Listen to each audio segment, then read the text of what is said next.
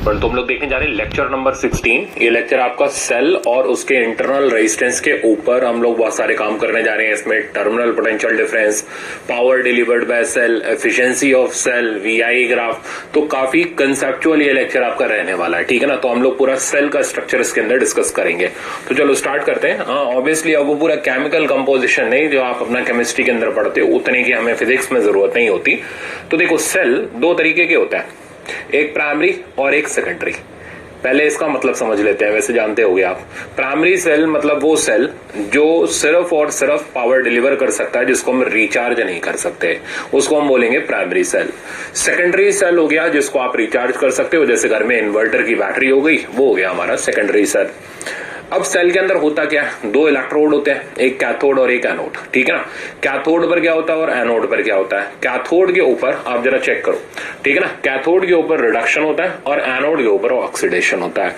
तो एनोड वो चीज होती है जहां पर ऑक्सीडेशन और कैथोड वो चीज होती है जहां पर रिडक्शन, ठीक है ना। और बीच में होती है इलेक्ट्रोलाइट, जिसके थ्रू आयंस एक इलेक्ट्रोड से दूसरे इलेक्ट्रोड तक मूव कर सकते हैं। तो कंसेप्चुअल, तो इलेक्ट्रोलाइट के अंदर चार्ज कैरियर आयंस होते हैं, ठीक है ना। और ये जो बाहर आप एक्सटर्नल सर्किट देख रहे हो, इसके अंदर चार्ज कैरियर फ्री इलेक्ट्रॉन्स होते हैं। तो दो चीज अच्छी तरह समझ लो, आयंस का मूवमेंट इलेक्ट्रोलाइट में होगा और फ्री इलेक्ट्रॉन का मूवमेंट हमारा एक्सटर्नल सर्किट में वायर के थ्रू होगा। तो अगर एग्जामिनर पूछे कि बताओ कौन कौन सी चीज कहां कहां कंडक्ट करती है, तो जवाब होगा आयंस मूव करते हैं इलेक्ट्रोलाइट के अंदर और फ्री इलेक्ट्रॉन्स मूव करते हैं हमारे एक्सटर्नल सर्किट यानी कंडक्टिंग वायर के अंदर। तो एक बार वापस एक छोटा सा बेसिक प्रिंसिपल देख लेते हैं। तो जैसे मान लो ऑक्सीडेशन में कोई भी मेटल ले लेते हैं, जैसे ये मेटल है तो ये मेटल ऑक्सीडाइज हुआ M+ और इसने इलेक्ट्रॉन निकाला। तो ये जो M+ का आयन है, ये आयन मूव करेगा थ्रू इलेक्ट्रोलाइट, ठीक है ना। तो ये चलेगा इलेक्ट्रोलाइट के थ्रू और ये जो इलेक्ट्रॉन निकला है ये इलेक्ट्रॉन मूव करेगा इन एक्सटर्नल सर्किट। तो एक्सटर्नल सर्किट में ये इलेक्ट्रॉन मूव करेगा। अब यहां पर दो चीज आती है, मान लो हम एक्सटर्नल सर्किट ही कट ऑफ कर दें, यानी हम इधर साइड पर कुछ एक्सटर्नल सर्किट लगाए ना, तो क्या इलेक्ट्रॉन का मूवमेंट हो पाएगा? नहीं, इलेक्ट्रॉन यहां से उड़ के हवा में तो जाएंगे नहीं। तो क्या होगा, थोड़ी देर बाद सेल की रिएक्शन स्टॉप हो जाएगी। तो ऑक्सीडेशन के बाद थोड़ी देर के बाद सेल की रिएक्शन स्टॉप हो जाएगी, क्योंकि रिडक्शन के लिए उसको इलेक्ट्रॉन नहीं मिलेंगे। तो खेल जो होगा वहां पर रुक जाएगा। तो ओपन सर्किट में, ठीक है ना, इस सर्किट को बोलेंगे ओपन सर्किट, जब हम कोई भी चीज एक्सटर्नली उसमें कनेक्ट ना करें। तो ओपन सर्किट में इलेक्ट्रोड के बीच का जो पोटेंशियल डिफरेंस होता है उसे हम बोलते हैं ईएमएफ। ईएमएफ का फुल फॉर्म इलेक्ट्रोमोटिव फोर्स होता है, बट ये कोई फोर्स नहीं होती। ये पुराने जमाने में जब कंसेप्ट जो थे पता नहीं थे तो उन लोगों ने नाम रख दिया था इलेक्ट्रोमोटिव फोर्स। तो ये कोई फोर्स नहीं है, पहले दिमाग में क्लियर कर लो। ये ईएमएफ सेल के अक्रॉस का या इलेक्ट्रोड्स के अक्रॉस का वो पोटेंशियल डिफरेंस है जब सेल रिएक्शन स्टॉप्ड होती है, यानी इलेक्ट्रॉन्स का मूवमेंट स्टॉप्ड होता है, यानी ओपन सर्किट होता है। तो मैं अपनी तरफ से पॉइंट हाईलाइट करूं तो ईएमएफ इस पोटेंशियल डिफरेंस को हम पीडी से लिखेंगे across electrodes in open circuit, ठीक है ना। तो ओपन सर्किट में सेल के अक्रॉस जो पोटेंशियल डिफरेंस होता है उसे हम ईएमएफ बोलते हैं। तो जैसे मान लो ये हमारे पास सेल है, सेल को रिप्रेजेंट करना खैर अब तो आप जानते ही हो। तो एक बड़ा टर्मिनल और एक छोटा टर्मिनल, एक पॉजिटिव को रिप्रेजेंट करता है, एक नेगेटिव को। तो सेल के अक्रॉस का पोटेंशियल डिफरेंस जब सेल ओपन सर्किट में हो, मतलब हम इसे किसी से कनेक्ट ना करें। अब अगर हम जो पोटेंशियल डिफरेंस निकालेंगे तो वो पोटेंशियल डिफरेंस हमारा ई के बराबर आएगा। क्यों ई आएगा, कैसे आएगा, अभी थोड़ी देर में हम डिस्कस कर लेंगे। फिलहाल पहले आप बेसिक सुनो। तो क्या क्या चीजें अभी समराइज हुई। सेल की रिएक्शन तब स्टार्ट होगी जब इंटरनल एक्सटर्नल, अब यहां से इलेक्ट्रोलाइट उड़ा दोगे तो बेचारे इलेक्ट्रॉन कहां से जाएंगे, और बाहर अगर एक्सटर्नल सर्किट काट दोगे तो इलेक्ट्रॉन कहां से मूव करेंगे। तो इसको हटाने से आयन का मूवमेंट रुक जाएगा, इसको हटाने से इलेक्ट्रॉन का मूवमेंट रुक जाएगा। तो अगर इंटरनल और एक्सटर्नल दोनों सर्किट कंप्लीट है तभी सेल की रिएक्शन अकर करती रहेगी। अब सेल करेगा क्या, सेल जो होता है वो केमिकल एनर्जी को इलेक्ट्रिकल एनर्जी में कन्वर्ट करता है, ठीक है ना। तो केमिकल एनर्जी को इलेक्ट्रिकल एनर्जी के अंदर सेल कन्वर्ट करता है। अब इसी के रेट को या एफिशिएंसी को अब हम कैसे डिफाइन करेंगे वो आगे चलते हैं, बट पहले आप देख रहे हो कुछ छोटे छोटे पॉइंट्स, एक बार इसको पढ़ लेते हैं। तो potential difference across the terminal of cell when it is not delivering any current, यानी ओपन सर्किट में सेल के अक्रॉस जो ईएमएफ पोटेंशियल डिफरेंस होता है उसे हम ईएमएफ बोलते हैं। ईएमएफ किस पे डिपेंड करता है, किस पे डिपेंड नहीं करता, ये एक हाईली कंसेप्चुअल है। इसमें मतलब आप ये मतलब प्रॉपर्टी बेस्ड हो गया, ठीक है ना, इसमें आप लॉजिक नहीं लगा सकते। तो ये पॉइंट्स आपको क्या करने पड़ते हैं, याद रखने पड़ते हैं। तो ईएमएफ किस पे डिपेंड करता है, तो जरा चेक करो। ईएमएफ डिपेंड करता है नेचर ऑफ इलेक्ट्रोलाइट, कितनी आयनिक है, ठीक है ना, उसका पीएच कितना है, उसके ऊपर डिपेंड करेगा। साथ में ये डिपेंड करता है मेटल ऑफ इलेक्ट्रोड, तो ये जो मेटल हम यूज कर रहे हैं ये मेटल कैसे हैं, इनके आयनाइजेशन पावर कैसी है, ठीक है ना, ये इन सब चीजों के ऊपर डिपेंड करता है। तो ईएमएफ दो चीज पे डिपेंड करता है, नेचर ऑफ इलेक्ट्रोलाइट और मेटल ऑफ इलेक्ट्रोड। अच्छा, किस पे डिपेंड नहीं करता, ये प्लेट के एरिया, प्लेट के बीच के गैप, प्लेट कितनी इंसर्टेड है, समझ गए। तो ये चार चीजें हैं, जरा इसको देखो। तो area of plate, distance between electrode, quantity of electrolyte, कितना मतलब इलेक्ट्रोलाइट आपने 1 लीटर 2 लीटर कितना डाला, उसकी क्वांटिटी से कोई लेना देना नहीं है। साइज ऑफ सेल, कि आपने ये जो इलेक्ट्रोड है कितने बड़े ले रखे हैं, उससे भी ईएमएफ का कोई लेना देना नहीं है। तो ईएमएफ दो चीज पे डिपेंड करता है सिर्फ और सिर्फ, और वो होती है नेचर ऑफ इलेक्ट्रोलाइट और मेटल किस चीज के बने हुए हैं, ठीक है। अब चलते हैं हम लोग कुछ और बेसिक प्रॉपर्टी देखते हैं।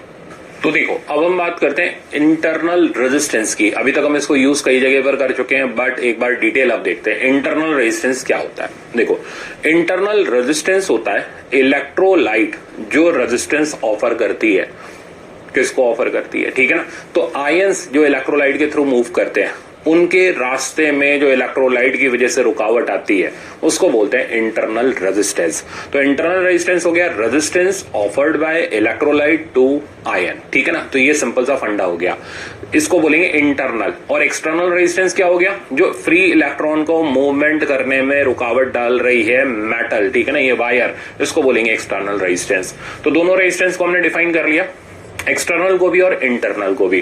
तो इंटरनल रेजिस्टेंस अब कैसे रिप्रेजेंट किया जाता है वो सुनो। तो जैसे ये सेल हो गया, ये इसके दोनों इलेक्ट्रोड हो गए, इंटरनल रेजिस्टेंस को ऐसे सेल के साथ दिखाया जाता है। ये सेल का ईएमएफ हो गया और ये इलेक्ट्रोलाइट की वजह से मिलने वाला इंटरनल रेजिस्टेंस हो गया। फिर हम इस तरीके से इसको बॉक्स में बंद कर देते हैं। ये बॉक्स और कुछ नहीं, ये इलेक्ट्रोलाइटिक सेल का रिप्रेजेंटेशन हो गया, ठीक है ना। तो ये हमारा सेल हो गया जिसके कैथोड और एनोड हो गए, और ये हमारा इंटरनल रेजिस्टेंस हो गया जो कि इलेक्ट्रोलाइट की वजह से आ गया। अब किसी भी एक्सटर्नल रेजिस्टेंस से आप इसको कनेक्ट करोगे तो उसका कनेक्शन हम ऐसे दिखा दे रहे हैं, इसको बोलते हैं वेरिएबल रेजिस्टेंस, जिसको हम रियोस्टेट से डिनोट करते हैं। इसका पर्पस, अगर आप ये एरो इधर कर दोगे तो रियोस्टेट की वैल्यू 0 हो जाएगी, ठीक है ना, क्योंकि ये पूरा वायर बन जाएगा।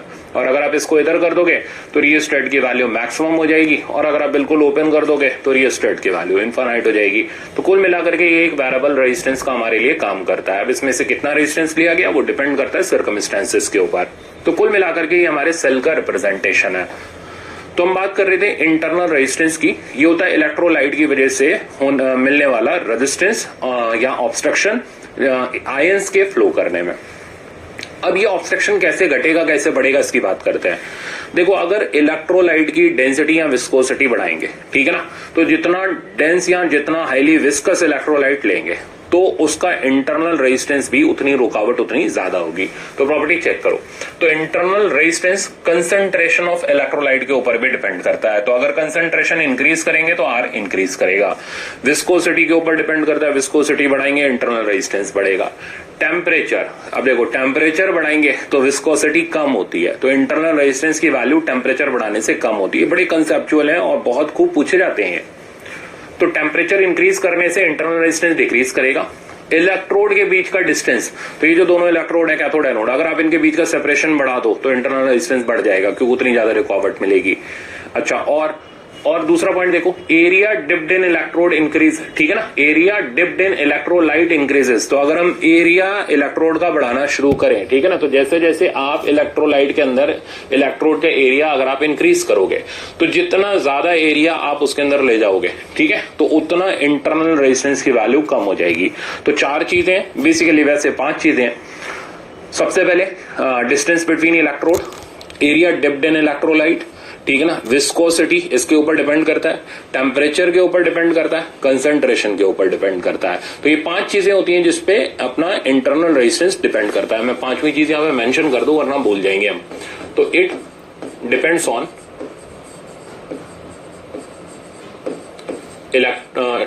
On viscosity. तो अगर विस्कोसिटी इंक्रीज करती है, ठीक है ना, इंटरनल रेजिस्टेंस स्मॉल आर की वैल्यू जो होगी वो भी इंक्रीज करेगी। तो ये पांचों चीजें मैंने यहां पर रिप्रेजेंट कर दी। तो ये कंसेप्चुअल में पूछे जाते हैं, तो ध्यान जरूर रखना। अब हम बात करेंगे, सेल का रिप्रेजेंटेशन हमने सीख लिया, हम बात करेंगे सेल जो है केमिकल एनर्जी को इलेक्ट्रिकल एनर्जी में कर रहा है कन्वर्ट, तो कितना वर्क कर रहा है, एफिशिएंसी क्या होगी, पावर क्या होगी। तो इन कुछ कंसेप्चुअल टर्म की हम बात करते हैं। तो पहली चीज, rate at which chemical energy, और बहुत इंपॉर्टेंट है ये, ध्यान से देखना, क्योंकि ये लैंग्वेज में फंसा देते हैं। जब अगर कंसेप्चुअल बनाना होगा ना, आप कितने ही फॉर्मूले क्यों ना रट के ले जाओ, पर अगर आपको उसका लैंग्वेज का मीनिंग नहीं आता, आप सवाल नहीं छुपाओगे। तो rate at which chemical energy is converted to electrical energy.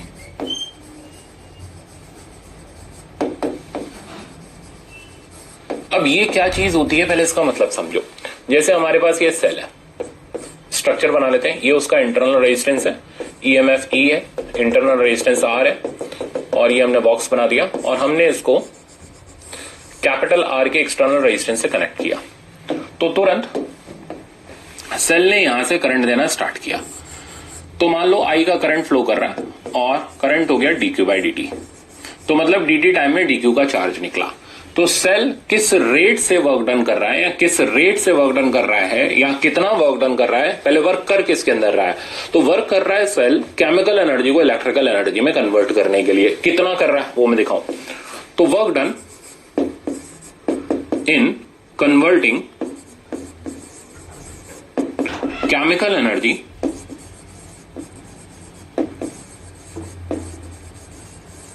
To electrical energy.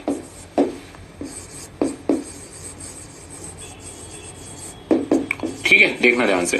देखो इलेक्ट्रोस्टैटिक में जब भी अपन ने वर्क डन निकाला था, जैसे पोटेंशियल के अंदर वर्क डन निकाला था, तो जो भी चार्ज ट्रांसफर हो रहा है इनटू जितना उसका पोटेंशियल डिफरेंस है। तो यहां पर बैटरी डीक्यू का चार्ज ट्रांसफर कर रही है, तो वर्क डन बाय बैटरी, यानी ये हो गया, ये वो वर्क डन है जिस वर्क डन से बैटरी केमिकल एनर्जी को इलेक्ट्रिकल एनर्जी में कन्वर्ट कर रही है। तो charge transferred by battery into EMF of battery. अब अगर आपको रेट निकालना है, तो इस रेट ऑफ डूइंग वर्क को हम बोलते हैं पावर। तो पावर ऑफ बैटरी। अब आप पहली बार यहां बैटरी की पावर नाम का शब्द सुन रहे हो, तो हम इसे डिफरेंशिएट करेंगे और ये बन जाएगा dq by dt times e, और dq बाई dt i हो गया, तो e इंटू आई। यानी ये वो रेट है जिससे केमिकल एनर्जी इलेक्ट्रिकल एनर्जी में कन्वर्ट हो रही है, या सिंपल शब्द में पावर ऑफ बैटरी या पावर ऑफ सेल। तो पावर ऑफ सेल हो गया EMF of cell into current delivered by cell. Game समझ आ गया। तो ये हो गया पावर ऑफ सेल। तो बैटरी तो बेचारी क्या कर रही है, केमिकल एनर्जी को इलेक्ट्रिकल एनर्जी में कन्वर्ट कर रही है। बट ये दोनों बड़े मक्कार है। कौन दोनों, रेजिस्टेंस, एक्सटर्नल और इंटरनल। इन रेजिस्टेंसेस का काम क्या है, देखो ये रेजिस्टेंस बिल्कुल निकम्मे नकारे हैं, ठीक है ना। ये किसी भी एनर्जी को यूजफुल फॉर्म में कन्वर्ट ही नहीं कर सकते। इनका सिर्फ और सिर्फ एक ही पर्पज है, एनर्जी को पूरी तरीके से लॉस कराना, डिसिपेट कराना इन the form of heat light sound. तो इन पे किया गया वर्क डन हमेशा बेकार जाता है, ठीक है ना। ये अपनी मतलब सिंपल लैंग्वेज में हम लोग इस तरीके से देख सकते हैं। तो ये निकम्मे नकारे हैं, इन पे किया गया वर्क डन, जितने भी पैसे खर्च कर लो सब बर्बाद जाने हैं, ठीक है ना। और वो वेस्ट होगा in the form of heat light and sound. तो work done with which electrical energy, ठीक है ना। तो electrical energy is lost in heat light sound, heat light और sound।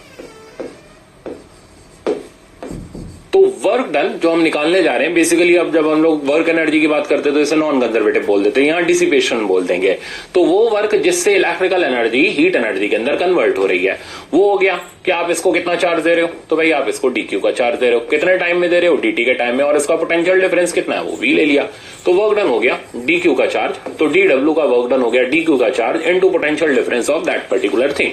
तो अगर आप पता करना चाहते हो ये कितनी एनर्जी उड़ा रहा है, तो इसका पोटेंशियल डिफरेंस यही होगा, ये भी तो रेजिस्टेंस है, तो इसका भी तो काम वही है तो एक ही बिरादरी के, तो ये भी उड़ाएगा तो ये भी उड़ाएगा। तो इसका अगर आप पता करना चाहते हो कितना ही एनर्जी को उड़ा रहा है तो DQ टाइम्स आप कर दो potential difference of small r। Game समझ आ गया? अब आगे बढ़ते हैं। अब rate at which electrical energy is lost. अब मैं इलेक्ट्रिकल एनर्जी को शॉर्ट फॉर्म में EE लिख दे रहा हूं, आप पूरा लिख लेना नहीं तो बाद में कंफ्यूज हो गए। तो rate at which electrical energy is lost, इसको बोलते हैं पावर डिसिपेशन। और जो आगे चल के आपका बल्ब का कंसेप्ट बनेगा, तो यहां हम पावर डिसिपेशन को देख रहे हैं। तो पावर डिसिपेशन, तो अगर हमें पावर डिसिपेशन निकालना है तो dW/dt करना पड़ेगा, तो बेसिकली dQ/dt इंटू V यानी VI। तो देखो पावर डिसिपेशन का फॉर्मूला हो गया VI। डिसिपेट करेगा कौन? एक्सटर्नल भी करेगा इंटरनल भी करेगा, तो जो करेगा उसका पोटेंशियल पुट करना है। तो मान लो हम एक्सटर्नल सर्किट में निकालना चाहते हैं, तो ये हो जाएगा एक्सटर्नल सर्किट का पोटेंशियल डिफरेंस इनटू I। इसको पुट कर दोगे IR, तो दिस बिकम्स I²R, या I को पुट कर दो VR, तो V²/R। सही है, समझ आ गया? पूरा जड़ तक घुस गए हम इसके, ठीक है ना। तो बैटरी बेचारी क्या कर रही है? केमिकल एनर्जी को इलेक्ट्रिकल एनर्जी में कन्वर्ट कर रही है। ये दोनों मक्कार क्या कर रहे हैं? उस एनर्जी को लॉस करा रहे हैं इन the form of heat energy, light या साउंड। अच्छा, कितना ये लॉस करा रहा है? तो इसका हो गया VI। ये कितना लॉस करा रहा है जी? VI। और ब्रेक करके बताओ तो I²R। इसका ब्रेक करके बताओ तो I²r। और इसको ब्रेक करके और बताओ तो V²/R। V इसका पोटेंशियल डिफरेंस। और इसको ब्रेक करके बताओ तो V² इसका पोटेंशियल डिफरेंस, V' बोलो बाय स्मॉल r। एक एक चीज क्लियर होनी चाहिए। अब तो कुल मिलाकर के बैटरी ने काम किया और इन दोनों मक्कारों ने उसको उड़ा दिया। तो हम यहां निकालते हैं एफिशिएंसी ऑफ सेल। तो एफिशिएंसी ऑफ सेल अब हम देखने जा रहे हैं। तो देखो बेटा, एफिशिएंसी क्या होती है? एफिशिएंसी होती है आउटपुट वर्क अपॉन इनपुट बोल लो, या output power upon input power बोल लो। तो P output upon P input. Output कौन है? आउटपुट वो एक्सटर्नल रेजिस्टेंस है, उसका एक ही काम है उड़ाओ, तो VI।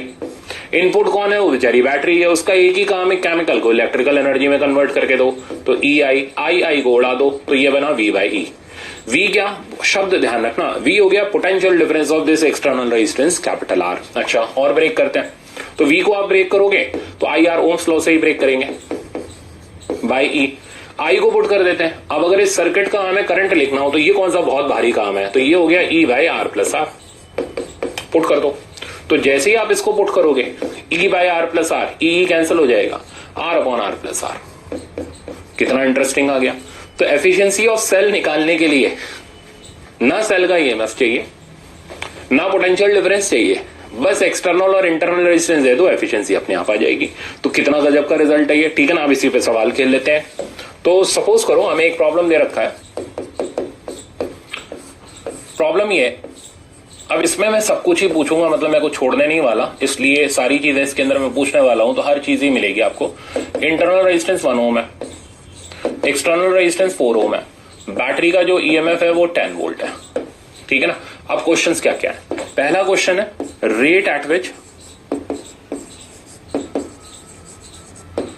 Eight which chemical energy CE लिख रहा हूं मैं, ध्यान रखना, is converted to electrical energy. ये हो गया मेरा पहला क्वेश्चन, मतलब पावर ऑफ बैटरी बताओ। दूसरा, रेट एट विच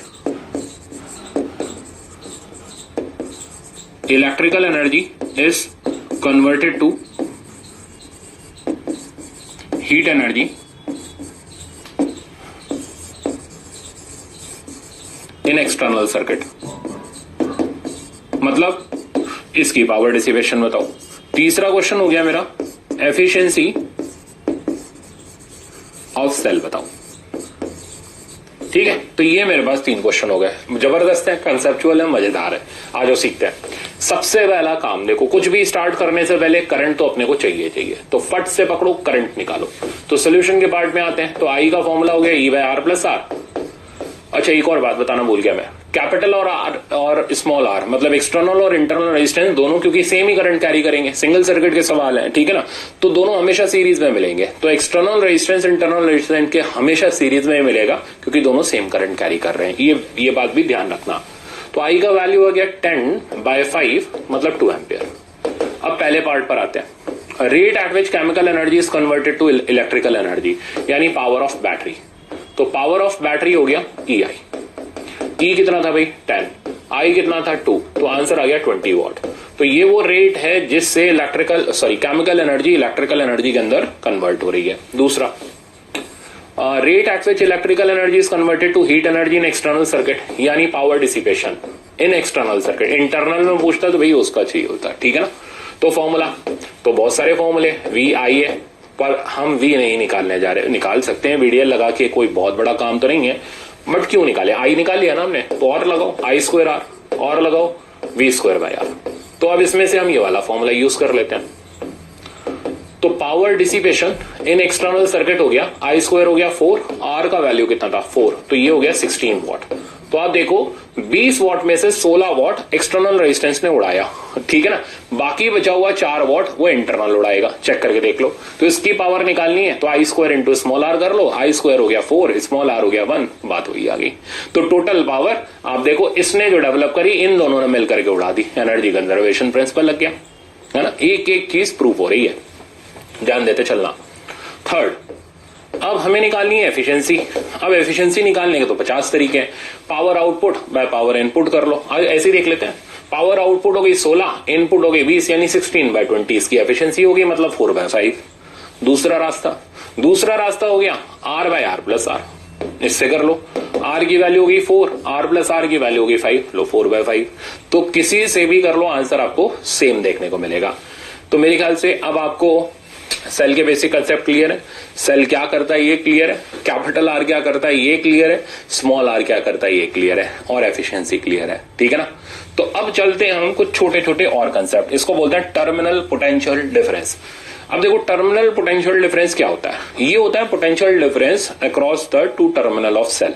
तो मतलब जैसे हमारे पास ये सेल है, सेल बोला तो इंटरनल रेजिस्टेंस तो लगेगा ही लगेगा, ये बिना कहे। तो यहां से यहां के बीच का जो पोटेंशियल डिफरेंस होगा VA माइनस VB, इसको बोलेंगे TPD, यानी टर्मिनल पोटेंशियल डिफरेंस, ठीक है ना। अब ये टर्मिनल पोटेंशियल डिफरेंस अलग अलग सिचुएशन में अलग अलग तरीके से निकाला जाता है। कैसे, तो हमारे पास सेल के 4 तरीके के मोड होते हैं, discharging, charging, cut off mode और शॉर्ट सर्किट। तो मैं चारों दिखाता हूं आपको। तो सबसे पहले हम बात करते हैं व्हेन सेल इज डिस्चार्जिंग, ठीक है ना। डिस्चार्जिंग के लिए हम इस सेल को एक एक्सटर्नल रेजिस्टेंस से कनेक्ट कर देंगे। तो सेल का एक ही काम है, केमिकल एनर्जी को इलेक्ट्रिकल एनर्जी में कन्वर्ट करना, और इन दोनों मक्कारों का एक ही काम है, जो आया उड़ाए जाओ, ठीक है ना। याद हो गया, मजेदार हो गया खेल। तो अब आई थिंक ये देखोगे आप, तो इन दोनों से आप बातें, हाँ भाई क्या उड़ा रहे हो, तो वो कहेगा एनर्जी उड़ा रहे हैं। तो कितनी उड़ा रहे हो आप कैलकुलेट कर सकते हो। अच्छा, मैं क्या बोल रहा था, मैं बोल रहा था हमें terminal potential difference different situation में निकालना है, और वो सिचुएशन में पहली सिचुएशन है जब सेल डिस्चार्ज हो रहा हो, यानी सेल से करंट जा रहा हो। तो आ जाओ कैलकुलेट करते हैं। तो VA माइनस VB तो निकालना है, कौन सा बहुत बड़ा काम है। तो VA माइनस VB, तो A से B चलो। अब A से B जाने के तो यार ये भी रास्ता है, ये भी रास्ता है, तो चाहे इधर से जाओ चाहे इधर से जाओ, आंसर दोनों से एक ही आएगा, ठीक है ना। तो मैं ये वाला रास्ता ले लेता हूं, प्लस माइनस, तो रिजल्ट मिला, चलो प्लस का E माइनस का IR। तो ये हो गया सेल के टर्मिनल का पोटेंशियल डिफरेंस जब सेल डिस्चार्जिंग मोड में है। ये पोटेंशियल डिफरेंस E से कम है, कितना कम है, IR से कम है। समझ गए आप मेरी बात। तो यही चीजें यहां पर पूरी थ्योरी के फॉर्म में लिखी हुई है, बट वो मैंने सिंपल करके आपको एक सेंटेंस के अंदर दे दिया। दूसरा मोड आप देख रहे हो, चार्जिंग मोड। अब चार्ज करने के लिए, अब भाई बैटरी आप चार्ज करते हो तो चार्ज करने का प्रिंसिपल क्या है, उसको आप हाई पोटेंशियल में लगाओगे। तो आपको अगर मान लो फोन की बैटरी चार्ज करनी है, ठीक है ना, तो उसे चार्ज करने के लिए आप क्या करोगे, इलेक्ट्रिसिटी के अंदर लगाओगे, उसके अंदर ट्रांसफार्मर होगा, वो क्या करेगा, उसको एक्स्ट्रा पोटेंशियल डिफरेंस देगा, यानी इसको करंट देगा। करंट होने से रिवर्सिबल रिएक्शन होगी, मतलब एनोड पर रिडक्शन, कैथोड पर ऑक्सीडेशन। शब्द ध्यान से सुनना, केमिस्ट्री में ऐसे ही पढ़ते हो आप। और फिर जाकर के आयंस वापस से डिपॉजिट होंगे जहां से वो चले थे, और सेल हमारा चार्ज होना शुरू हो जाएगा। ये चार्जिंग का प्रिंसिपल होता है। तो हमें इसे चार्ज करना है तो हमें इसे करंट देना पड़ेगा। मान लो मैंने इसे I का करंट दिया। अब मैं देखना चाहता हूं TPD क्या होगा। तो I का करंट आया, तो यहां भी I आया, ठीक है ना। तो अब अगर हम TPD निकालें, मतलब VA माइनस VB निकालें, मैं उसको सिंपल V लिख रहा हूं, तो रिजल्ट आया E प्लस IR। तो चेक करो, ई प्लस आई आर ये इंडिकेट कर रहा है कि अगर आप सेल को चार्ज करना चाहते हो तो चार्जिंग के दौरान सेल को जो वोल्टेज देना पड़ेगा वो ई से तो ज्यादा देना पड़ेगा, तभी वो करंट लेगा, वरना वो करंट ही नहीं लेगा। ठीक है ना। तो जैसे मान लो हमारे पास एक 1.5 वोल्ट का सेल है, ठीक है ना, तो उसे अगर आप चार्ज करना चाहते हो तो 1.5 से तो ज्यादा देना पड़ेगा आपको वोल्टेज, और वो कितना ज्यादा, आई आर से ज्यादा। समझ गया आप मेरी बात। तो 3 वोल्ट में आपने लगा दिया, 4 वोल्ट में लगा दिया तो वो चार्ज होना स्टार्ट हो जाएगा। तीसरा, थर्ड बोलते हैं when cell is an open circuit. Open circuit का मतलब हो गया हमने इस सर्किट को ओपन कर दिया। एक और मतलब हो गया एक्सटर्नल रेजिस्टेंस को हमने इनफाइनाइट बना दिया, ये ओपन सर्किट कहलाता है। अब अगर हम टीपीडी निकालें तो भाई क्योंकि रेजिस्टेंस इनफाइनाइट है तो करंट तो चलेगा ही नहीं, सही है, आई का वैल्यू 0 हो जाएगा और टीपीडी का वैल्यू ई के बराबर हो जाएगा। तो ओपन सर्किट में सेल का पोटेंशियल डिफरेंस ईएमएफ के ही बराबर होता है क्योंकि आईआर वाला पार्ट 0 हो जाता है। तो ऐसे एक क्वेश्चन भी है, ठीक है ना, जो आप यूनिवर्सल में भी देख लोगे, डीसी पांडे में भी हर जगह देख लोगे। इस तरीके से एक ओपन सर्किट दे देगा, क्या का पोटेंशियल डिफरेंस बताओ। अब आधे जो बच्चे जिनको पता ही नहीं वो 0 लेके चले आते हैं, पता नहीं क्यों। तो ये पोटेंशियल डिफरेंस भाई 0 नहीं होगा, सेल के ईएमएफ के बराबर होगा। वो जनरली आप देखोगे वो 20 वोल्ट वाला ही मिलेगा, मतलब वैल्यू भी मेरे को याद है, यही बता रहा हूं। तो आंसर 20 वोल्ट हो जाएगा। ठीक है ना। तो ये ध्यान रखना, ओपन सर्किट में पोटेंशियल डिफरेंस ईएमएफ के बराबर होगा। तीसरा, चौथा, हमने सेल को शॉर्ट सर्किट कर दिया। शॉर्ट सर्किट करने का मतलब हुआ हमने दोनों तरफ वायर से कनेक्ट कर दिया, मतलब एक्सटर्नल रेजिस्टेंस को 0 कर दिया। अब इस सिचुएशन में जब आप एक्सटर्नल रेजिस्टेंस को 0 करोगे तो जानते हो खास बात क्या होगी, सेल से जो करंट निकलेगा वो मैक्सिमम करंट होगा। ठीक है ना, क्योंकि कैपिटल आर का पार्ट 0 हो गया और इस मैक्सिमम करंट की वैल्यू हो जाएगी ई बाय आर। पर हमें इससे लेना देना नहीं था, हमें टीपीडी चाहिए, वीए माइनस वीबी चाहिए। तो वीए माइनस वीबी अगर आप निकालोगे तो फॉर्मूला हो गया ई माइनस आई आर। मैं दो तरीके से दिखाऊंगा, आई की वैल्यू डाल देते हैं तो ई माइनस ई, आंसर मिल जाएगा 0। ठीक है। दूसरा तरीका, क्योंकि आपने वायर से जोड़ दिया तो वायर से जोड़ने पर इधर और इधर का पोटेंशियल सेम हो जाएगा, वीए वीबी सेम हो जाएगा, यानी टीपीडी 0 हो जाएगा। तो शॉर्ट सर्किटिंग में टीपीडी 0 हो जाता है। अब चारों चीजें ध्यान रखो, डिस्चार्जिंग में E minus I R, charging में E plus I R, cut off mode में ई के बराबर और शॉर्ट सर्किटिंग में 0 के बराबर। ये हमारे टीपीडी के 4 रिजल्ट है जो प्रैक्टिस करते करते फ्लो में आ जाते हैं। और चलते हैं आगे। अच्छा, अब मैं एक छोटा सा एक्सपेरिमेंट दिखाने जा रहा हूं। ये एक्सपेरिमेंट जनरली मॉड्यूल्स के अंदर कम दिखता है, ठीक है ना, तो वहां वो डायरेक्ट न्यूमेरिकल दे देते हैं। अब स्टूडेंट्स को पता नहीं होता तो फिर वो क्या करते हैं, इसमें थोड़ी गड़बड़ी कर देते हैं। तो ये एक्सपेरिमेंट है कि इंटरनल रेजिस्टेंस किसी सेल का कैसे कैलकुलेट करना है। इवन ये आप लैब के अंदर प्रैक्टिकल भी कर सकते हो इस एक्सपेरिमेंट का।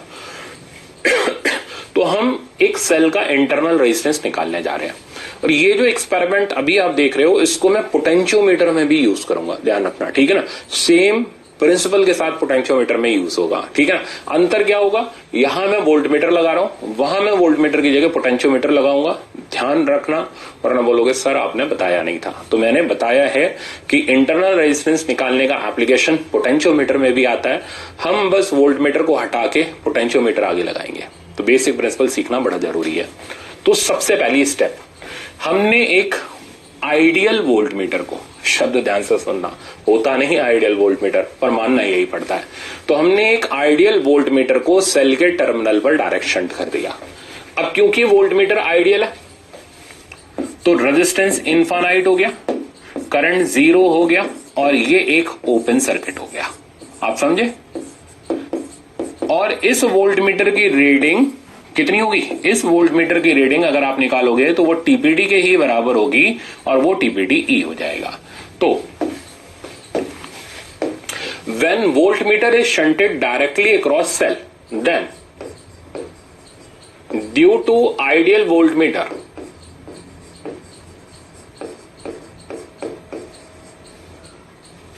ठीक है ना, due to ideal voltmeter resistance becomes infinite, current becomes 0, circuit open। तो अगर सर्किट ओपन हो गया तो रीडिंग ऑफ वोल्टमीटर,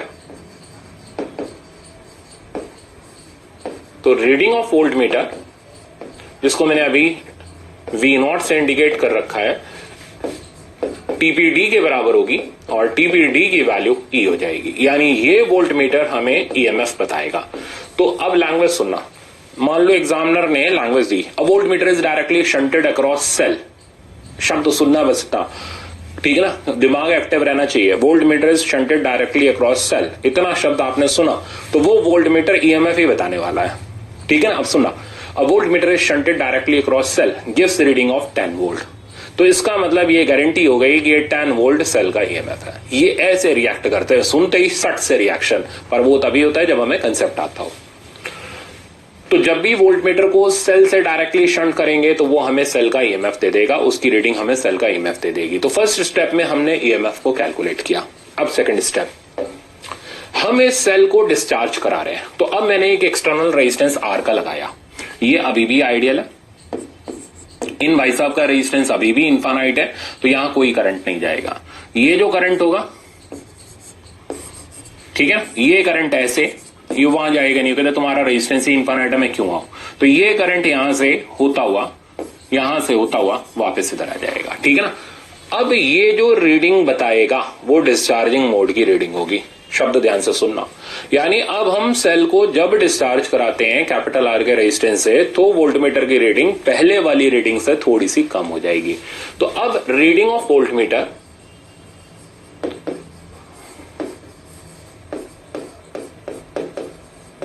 जब सेल डिस्चार्जिंग मोड में होगा तो ये reading V E minus I R के बराबर होगी। आप ये भी लिख सकते हो, आप I टाइम्स कैपिटल आर भी लिख सकते हो, चॉइस आपकी है, दोनों से आंसर सेम आएगा। मैं इससे कर रहा हूं जैसा स्टैंडर्ड रिजल्ट होता है।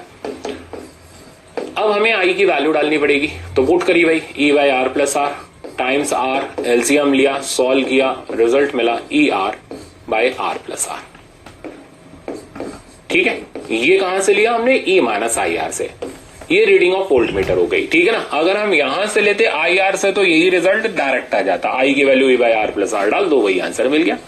अच्छा, अब एम क्या था, एम ये था हमें स्मॉल आर निकालना है, तो हम इसी फॉर्मूले को मैनेज करते हैं। तो आर प्लस आर की वैल्यू हो गई E आर बाय V, ध्यान से देखना। तो स्मॉल आर की एम ये था हमें स्मॉल आर निकालना है, तो हम इसी फॉर्मूले को मैनेज करते हैं। तो आर प्लस आर की वैल्यू हो गई E आर बाय V, ध्यान से देखना। तो स्मॉल आर की वैल्यू होगी, इसको इधर खुदाओ, तो capital R E by V minus 1। ये हो गया स्टैंडर्ड फॉर्मूला, आप डायरेक्ट लगा सकते हो इसको, पर मतलब समझना पड़ेगा। कैपिटल आर वो रेजिस्टेंस है जिससे सेल डिस्चार्ज हो रहा है। E है सेल का ईएमएफ, यहां रीडिंग ऑफ वोल्टमीटर जब वोल्टमीटर को सेल पर डायरेक्टली शंट किया गया था। शब्द ध्यान सुनने। V वोल्टमीटर की तब की रीडिंग जब वो R के रेजिस्टेंस से डिस्चार्ज हो रहा है। तो तीनों चीजों का मीनिंग मैं नेक्स्ट पेज पे क्लियर कर देता हूं। तो स्मॉल r निकालने का स्टैंडर्ड एक्सपेरिमेंट हो गया R E by V minus 1। Meaning समझो, E ईएमएफ ऑफ सेल है,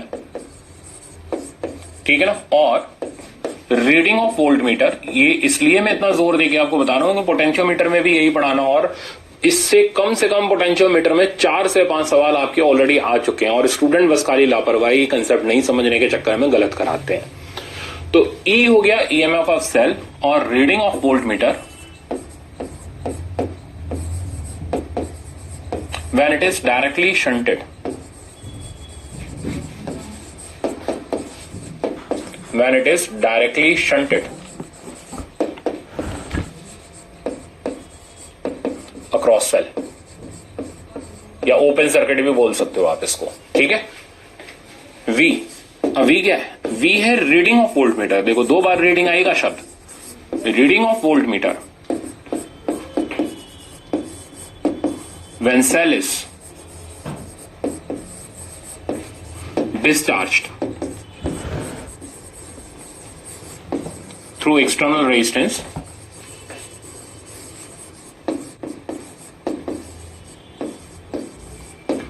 कैपिटल R। सही है।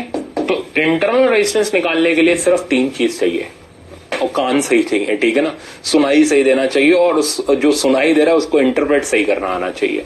तो जो 3 चीज चाहिए वो ये है, वोल्टमीटर की तब की रीडिंग जब उसे डायरेक्टली शंट किया गया, दूसरा वोल्टमीटर की तब की रीडिंग जब सेल डिस्चार्जिंग मोड में, तीसरा जिससे डिस्चार्ज कराया जा रहा है उस रेजिस्टेंस की वैल्यू। ये तीन मिलके समझ लो एक्सपेरिमेंट खत्म हो गया। अब मैं सवाल बनाता हूं, देखो स्टैंडर्ड प्रॉब्लम, और बिल्कुल ये कोई पीठ पीछे वार नहीं करता, ये बिल्कुल सामने चिल्ला चिल्ला के बताता है। In order to calculate internal resistance, बोलेगा पूरा साफ साफ कि हम इंटरनल रेजिस्टेंस निकालना चाहते हैं सेल का, तो हम वो एक्सपेरिमेंट कर रहे हैं। तो इन ऑर्डर टू कैलकुलेट या in order to find out internal resistance of cell, अब ये क्वेश्चन मैं आपके सामने ही फ्रेम कर रहा हूं ताकि आप अच्छे से सीख जाओ एक एक शब्द का मतलब। तो in order to find out internal resistance of cell, voltmeter is directly shunted across it, is directly shunted across its terminal, gives reading of, ठीक है ना, gives reading of 8 volt, full stop। इतने से अब आपको इंटरप्रेट करना चाहिए, यानी हमें सेल का ईएमएफ दे चुका है 8 volt. Now cell is discharged through external resistance, through external resistance of 10 ohm. तो अब सेल को 10 ओम के एक्सटर्नल रेजिस्टेंस से डिस्चार्ज कराया जाता है, कैपिटल आर दे दिया। अब एक ही चीज सुननी है कि भैया वोल्टमीटर की रीडिंग बताओ कितनी है, वो भैया मत भी बोलो, उसको चल जाएगा, ठीक है ना। तो through external resistance of 10 ohm and reading of voltmeter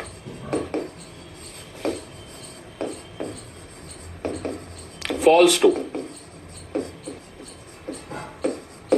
ठीक है ना। अब ये रीडिंग ऑब्वियसली 8 वोल्ट से तो कम ही हो जाएगी, फॉल्स टू 4 वोल्ट, ठीक है।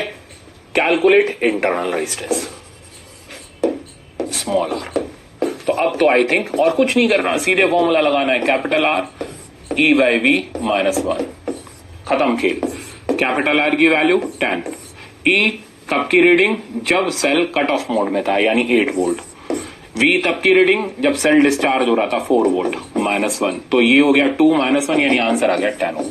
तो इंटरनल रेजिस्टेंस की वैल्यू भी हमारे पास 10 ओम है ना।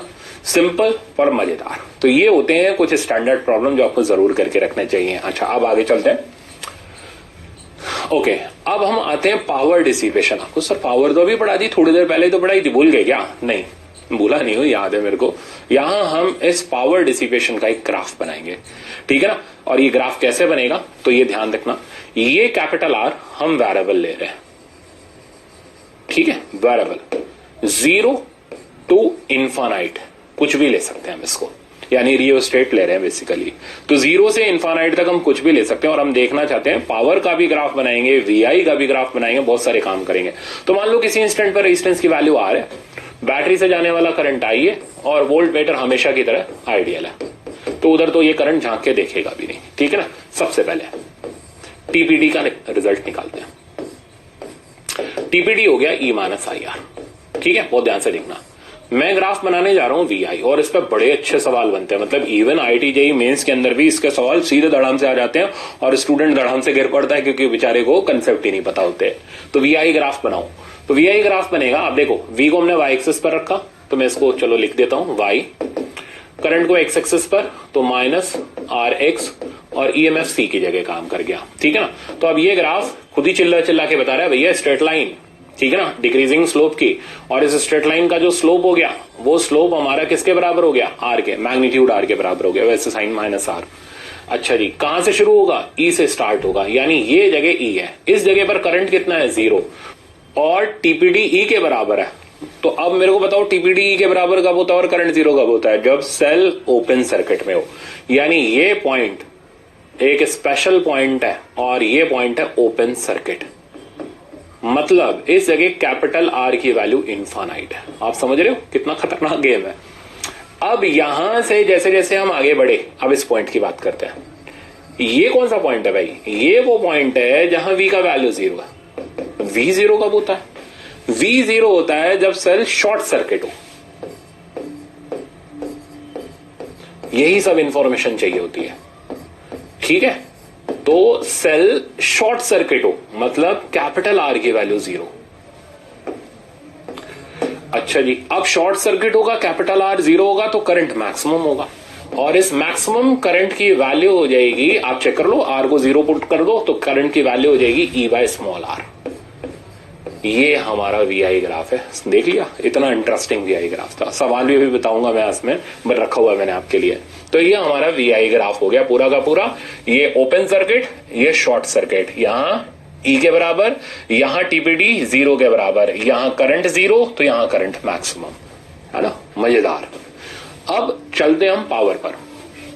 तो दूसरा, पावर डिसिपेशन, इस पे तो पूरी कहानी रची जा सकती है, ठीक है ना, और हम रचेंगे भी इस कहानी को, इतनी इंटरेस्टिंग है। तो अगर हम पावर, तो डिसिपेट कौन करा रहा है, तो मक्कार तो दो लोग हैं, एक एक्सटर्नल और एक internal.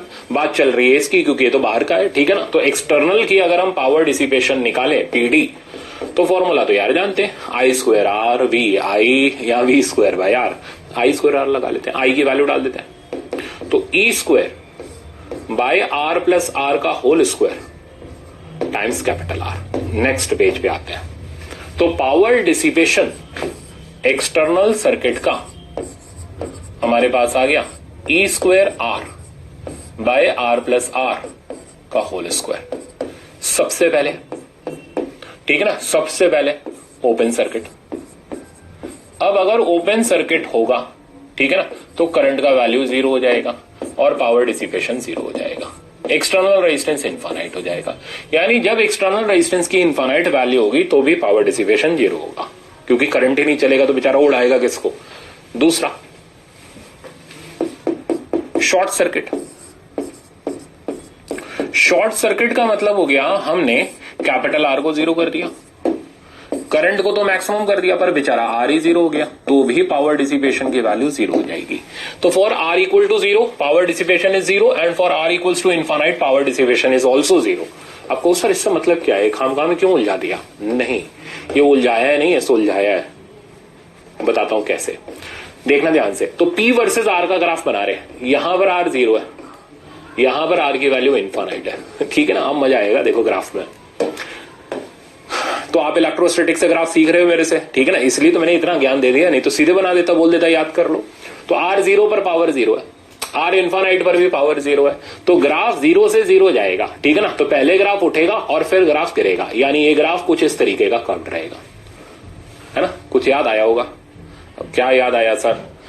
Electric field due to circular ring, याद आया? सेम इसी तरीके का ग्राफ था। तो एक पर्टिकुलर वैल्यू ऑफ R पर, ठीक है ना, तो R की एक पर्टिकुलर वैल्यू है जिसके लिए पावर डिसिपेशन मैक्सिमम है, बस यही पूछा जाता है। जैसे वहां पूछा जाता था वो जगह बताओ जहां रिंग की फील्ड मैक्सिमम होती है, तो आप तुरंत चिल्लाते थे R/√2। तो मेरा सवाल है वो जगह बताओ, यहां जगह तो नहीं बोलूंगा, वो R की वैल्यू बताओ जब पावर डिसिपेशन मैक्सिमम होती है। तो अब हम यहां निकालने जा रहे हैं मैक्सिमम पावर ट्रांसफर थ्योरम, ठीक है ना, शॉर्टकट में MPDT ट्रांसफर थ्योरम, शॉर्टकट में MPTT। तो अगर कभी आगे बोलूं MPTT बताओ तो अटक मत जाना, मैक्सिमम पावर ट्रांसफर थ्योरम, मजेदार है। तो भाई कैसे पावर ट्रांसफर मैक्सिमम करेंगे? तो पावर का formula E² R by R plus R का होल स्क्वायर, ठीक है। अब अगर आप पावर को मैक्सिमम करना चाहते हो तो स्लोप 0 होगा, यहां पर ये ना टेंजेंट का स्लोप 0 होगा, यानी dP/dR 0 करो। अब करेगा कौन? बाहुबली, ठीक है ना। और वो तो हम है नहीं कि हम इसको डिफरेंशिएशन में जुट जाएं और करें, स्टैंडर्ड रिजल्ट है यार, तो याद रखेंगे, ठीक है ना। रिजल्ट क्या मिलेगा? कैपिटल R की वैल्यू स्मॉल r, बस काम खत्म। क्यों बेकार में पंगे में पढ़ना, क्वेश्चन रूल लगाना डिफरेंशिएट करने का, सीधे याद रखो। तो जब एक्सटर्नल रेजिस्टेंस की वैल्यू इंटरनल रेजिस्टेंस के बराबर होती है, ठीक है ना, ध्यान रखना, जब एक्सटर्नल रेजिस्टेंस की वैल्यू इंटरनल रेजिस्टेंस के बराबर होती है तब पावर डिसिपेशन मैक्सिमम होता है। और उस मैक्सिमम पावर डिसिपेशन की वैल्यू, अब क्या करो, यहां पर R की जगह R पुट कर दो। तो जैसे ही आप पुट करोगे ये बन जाएगा 2R का होल स्क्वायर, तो फाइनली आ जाएगा हमारे पास E²/4 स्मॉल r या E²/4 कैपिटल R। तो ये भी स्टैंडर्ड रिजल्ट है। तो गेम समझ आ गया। तो किसी भी सर्किट जिसमें R वेरिएबल है, में मैक्सिमम पावर इससे ज्यादा नहीं हो सकती, इससे कमी होती है। तो 0 से स्मॉल आर तक जब हम रेजिस्टेंस को वैरी कराते हैं एक्सटर्नल को, तो पहले पावर बढ़ती है, मैक्सिमम हो जाती है, फिर स्मॉल आर से जब हम और बढ़ाते हैं तो अब पावर कंटिन्यूअसली डिक्रीज करती है। खेल बड़ा इंटरेस्टिंग था, ठीक है ना। बोलते बोलते थोड़ी मेरी सांस तो फूल गई, पर मजा आया इसको कराने में। तो आई थिंक अब आपको ग्राफ पूरा अच्छी तरह समझ आ गया होगा, वीआई ग्राफ समझ आ गया होगा, पीआर ग्राफ समझ आ गया होगा। प्रॉब्लम पर बढ़ते हैं। तो ये रहा अब आपके सारे के सारे प्रॉब्लम्स हैं लाइन से, जितने मैंने अभी कंसेप्ट पढ़ाए उन सब पे बेस्ड है, पढ़ो। और हर सवाल में जो भी आप सेल का कर रहे हो, डायग्राम इज मस्ट, ठीक है ना। तो डायग्राम बनाना आना चाहिए, वही इसका मेन खेल है। और डायग्राम नहीं आया तो फिर कहोगे सर सवाल नहीं आया, ठीक है ना। तो सवाल आने के लिए डायग्राम जरूरी है, पढ़ो। अब बैटरी हैज ईएमएफ 4 वोल्ट, तो जो जो बता रहा है उतना उतना बनाते जाओ। तो बैटरी का EMF 4 volt and internal resistance R, internal resistance R है। When this battery is connected to external resistance 2 ohm, तो जैसा बोलते जाओ वैसा करते जाओ, मतलब बिल्कुल भोले बन जाओ इसके अंदर आप। हमें तो जी कुछ नहीं आता, जो आप बताओगे हम वैसे करेंगे, ठीक है ना, अपने आप सवाल हो जाएगा। तो when this battery is connected to external resistance of 2 ohm, current of 1 ampere flows through circuit. तो 1 ampere का करंट फ्लो कर गया, ठीक है। What current will flow if the terminals of the battery are connected directly? यानी जब battery को short circuit करें तो करंट बताओ। तो भाई ये करंट तभी पता चलेगा शॉर्ट सर्किटिंग में जब ये स्मॉल आर बताओ। तो ये जो डेटा दिया हुआ है ये स्मॉल आर पता करने के लिए दिया हुआ है। लगा दो इक्वेशन। तो I equals to E by R plus R. I की वैल्यू हो गई 1, E हो गया 4, R हो गया 2 प्लस R। तो 2 प्लस R की वैल्यू 4 हो गई, स्मॉल r की वैल्यू 2 ओम आ गई। तो इंटरनल रेजिस्टेंस पता चल गया, ठीक है ना। अब हम बैटरी के टर्मिनल को शॉर्ट सर्किट कर रहे हैं, डायरेक्टली कनेक्ट कर रहे हैं बेसिकली, जैसा वो कह रहा है। तो अब करंट आप जानते हो मैक्सिमम होगा, फॉर्मूला E बाय आर, तो 4/2 यानी आंसर हो गया 2 एम्पियर। तो ऑप्शन आ गया हमारे पास सेकंड करेक्ट। नेक्स्ट प्रॉब्लम कह रहे, अच्छा ये तो थ्योरी का है, तो मतलब सुन के धड़ाधड़ टिक मारेंगे इसको। Internal resistance of primary cell depends on, internal resistance किस किस पे डिपेंड करता है? 5 चीजें बताई थी ना, ठीक है। क्या क्या 5 चीजें थी? विस्कोसिटी, टेम्परेचर, एरिया, ठीक है ना, और कंसंट्रेशन और गैप बिटवीन इलेक्ट्रोड। तो इन 5 चीज पे डिपेंड करता। पढ़ो, nature of electrolyte, area of the plate immersed in the electrolyte, the concentration of electrolyte and distance between plate। तो सब पे डिपेंड कर रहा है। इलेक्ट्रोलाइट के नेचर यानी विस्कोसिटी आ गई उसके अंदर, area of plate immersed in the electrolyte बिल्कुल ये भी आ गया, और कंसंट्रेशन ये भी आ गया। तो हमारे सारे ऑप्शन करेक्ट हैं, तो ऑल ऑफ द अबव यानी 4th ऑप्शन सही है। नेक्स्ट ओके, फिर से हमारे सामने एक छोटा सा न्यूमेरिकल है। तो न्यूमेरिकल में तो मैंने बताया डायग्राम बनाओ और जैसा बोलता जाए वैसे करते जाओ। When a resistance of 2 ohm is connected across the terminal of cell, current is 0.5 ampere। तो ये रहा cell, EMF E, internal R, resistance 2 ohm का, करंट 0.5 एम्पियर का। इक्वेशन बना लो। तो I equals to E by R plus R, तो 0.5, E पता नहीं, 2 प्लस आर बन गई हमारी फर्स्ट इक्वेशन। आगे देखेंगे अब इसको। फिर ये बोल रहा है when the resistance is increase to 5 ohm, तो अब हम इस रेजिस्टेंस को 5 ओम कर देते हैं। तो मैंने इसे 5 ओम कर दिया। अब करंट बिकम्स 0.25, तो अब जो करंट हो गया वो 0.25 हो गया। बनाओ फिर से इक्वेशन। तो 0.25 E बाय 5 प्लस आर, ये बन गई सेकंड इक्वेशन। करना क्या करना है? ईएमएफ निकालना है। तो क्या करना पड़ेगा? डिवाइड मार लो। 2 इक्वेशन तो अननोन है, ठीक है, आराम से सॉल्व हो जाएगा। डिवाइड कर लोगे तो आर आ जाएगा, छोटा आर आ जाएगा, पुट कर दोगे तो ई आ जाएगा। कर लेते हैं डिवाइड। तो 0.5, तो 0.5 बाय 0.25, ई से ई कटा और इधर आ गया हमारे पास 5 plus R by 2 plus R. ये हो गया 2, तो 4 प्लस 2 R equals to 5 plus R. तो स्मॉल आर की वैल्यू आ गई 1 ओम। स्मॉल आर हमने निकाल लिया, अभी पुट कर देते हैं उसको, तो हमारे पास ई आ जाएगा। तो ये हो गया, किसी में फर्स्ट में पुट कर दो, तो 3 इंटू 5 15, यानी ई का वैल्यू आ गया 1.5 volt. Option second correct. Next problem देखते हैं। ओके, अब ये कह रहा है cell supplies the current of 0.9 ampere through 2 ohm resistor. तो डायरेक्ट इक्वेशन बनाए, चलो डायग्राम बना लेते हैं। जब मैंने बोला डायग्राम बनाओ तो मेरे को भी बनाना चाहिए। कितना ओम का रेजिस्टेंस है? 2 ओम का, और इससे जो करंट जा रहा है 0.9 एम्पियर। तो इक्वेशन बन गई 0.9 equals to E by 2 plus R, first equation. And current of 0.3 ampere to 7 ohm, ठीक है ना। तो अब 7 ओम का रेजिस्टेंस कर देते हैं, तो 0.3 एम्पियर, तो मेरा मन नहीं कर रहा है डायग्राम, मैं सोच रहा हूं डायरेक्ट ही कर दूं। तो 0.3 एम्पियर का करंट, 7 ओम का एक्सटर्नल, 7 प्लस आर, क्या पता करना है, इंटरनल रेजिस्टेंस निकालना है। तो ये मतलब सिंपल प्रॉब्लम है, उड़ाए जाओ आप इसको। तो डिवाइड मारो, इधर आ गया 3 3 जा 9, 3 7 plus R by 2 plus R, cross करो तो 6 प्लस 3 आर, 7 प्लस आर, तो 2 R equals to 1, R equals to आ गया 0.5 ohm. Option second correct. Next problem,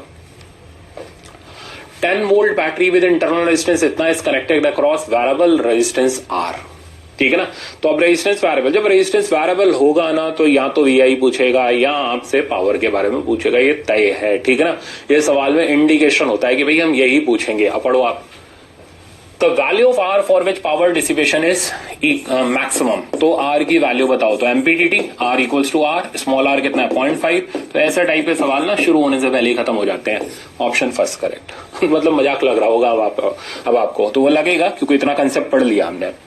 आ जाओ अगला, वेरिएबल रेजिस्टेंस, हमें पता है भाई मैक्सिमम पावर का सवाल होना है। पढ़ो, for different value of resistance R power consumption in are is given, which of the following is not possible, कौन सा पॉसिबल नहीं है। तो हम इसमें मैक्सिमम पावर निकालेंगे। अब मैक्सिमम पावर से ज्यादा पावर पॉसिबल नहीं होगी, ठीक नहीं है। तो हम इसमें मैक्सिमम पावर निकालेंगे। अब मैक्सिमम पावर से ज्यादा पावर पॉसिबल नहीं होगी, ठीक ना। तो पीडी मैक्स करो कैलकुलेट, क्या था, ई स्क्वायर बाय 4 आर। ई कितना है सामने दिख रहा है 4, 16 हो गया बाय 4, आर हो गया 1, यानी 4 वॉट से ज्यादा की पावर डिसिपेट हो ही नहीं सकती। तो इससे ज्यादा के जितने ऑप्शन होंगे नॉट पॉसिबल। तो अब कौन कौन नॉट पॉसिबल, ये पॉसिबल, ठीक है, क्योंकि 4 से तो कम ही है। ये नॉट पॉसिबल, ये नॉट पॉसिबल, ये पॉसिबल। तो कौन कौन नॉट पॉसिबल हो गए, बी और सी। अब बी और सी के हिसाब से सेकंड ऑप्शन करेक्ट। ऐसे ढूंढे जाते हैं सवाल। चलते हैं आगे। क्या कर रहा है, चिल्ला चिल्ला के बता रहा है कि भाई मैं वीआई ग्राफ हूं, हिम्मत है तो सॉल्व करो। बिल्कुल है हमारे अंदर हिम्मत। पढ़ो आप, कहता है battery of EMF E and internal resistance R is connected across the cell. Resistance R can be adjusted to any value greater than or equal to 0. Graph is plotted between I and V. Select the correct alternative. वो तो बात की बात रही, पहले हम खुद graph से क्या जानते हैं पहले तो वो देखें। देखो जी, हमें ये पता है कि यहाँ पर V का वैल्यू E के बराबर है, यानी 10 वोल्ट। हमें पता है कि यहाँ का करंट मैक्सिमम है और मैक्सिमम करंट होता है E by R short circuiting में। आई मैक्स की वैल्यू 2 है, E का वैल्यू हो गया 10, तो हमें पता है स्मॉल r 5 है। अब जो पूछना पूछो, ऐसे उड़ाते हैं। तो उसके पूछने से पहले हमें पता है क्या पूछेगा, या तो E पूछेगा या R पूछोगे, और क्या पूछोगे, इसके अलावा कुछ बनता नहीं। तो internal resistance of battery is 5 ओम, बिल्कुल ठीक। ईएमएफ ऑफ बैटरी इज 20, गलत। Maximum current taken from battery is 4 ampere, नहीं, मैक्सिमम करंट की वैल्यू 2 एम्पियर है। VI graph can never be straight line, अरे ये तो पागले बना रहा है। तो ऑप्शन सिर्फ और सिर्फ ए करेक्ट है। तो मेरे ख्याल से मजे आ गए, ठीक है ना। हम लोगों ने बातें करते करते सवाल अटेम्प्ट किए। अब आप एक बार वापस से प्रैक्टिस कर लो, फिर नेक्स्ट लेक्चर की तरफ चलना। कॉम्बिनेशन ऑफ सेल रहेगा वो। Thank you so much.